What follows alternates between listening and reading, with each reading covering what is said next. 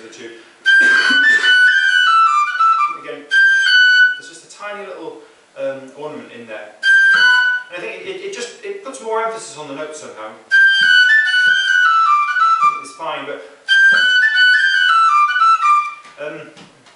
I think what it does, it just puts a little edge on the note. As I said, with the fiddle, you've got this capacity to do that. If you want to emphasise a note, you can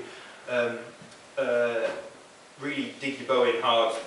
So you get actually, it's almost like an impurity in the note.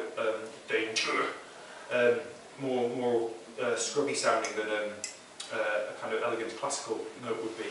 And I think that little decoration is kind of going to fulfills the same the same role on the whistle. We'll maybe just have a practice of that in a second. The other thing is, I think, well, at the start of the B part, the other one I find it impossible not to play. We've got that high A at the start. I always find myself sliding off the G, or coming off the G one way or another, and I'm not sure it needs to be kind of slid.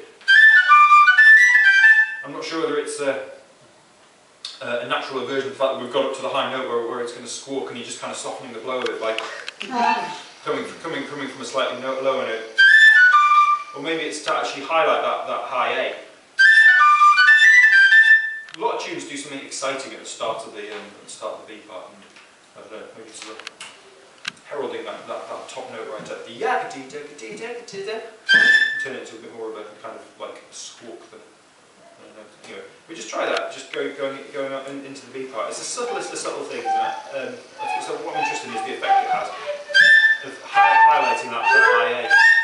And I think it means you can kind of you can blow a bit harder without it kind of squawking. If you just hit the top A out of nowhere, you've got to tongue it pretty accurately to make a pure sound. Whereas coming off the G, you're almost kind of deliberately bending the start of the note.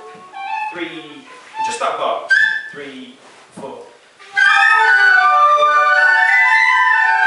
And again, the top B. I mean, the B's going to be, you know. It's the top note you can comfortably play on a tin whistle, and it's the top note of folk music, really. And if the tune goes beyond there must be something I'm trying to play. I always find myself again softening the blow, coming off the high A. Altogether, this works on a silver flute. It becomes more percussive because you haven't got the capacity to slide, but it works just the same. 3, 4.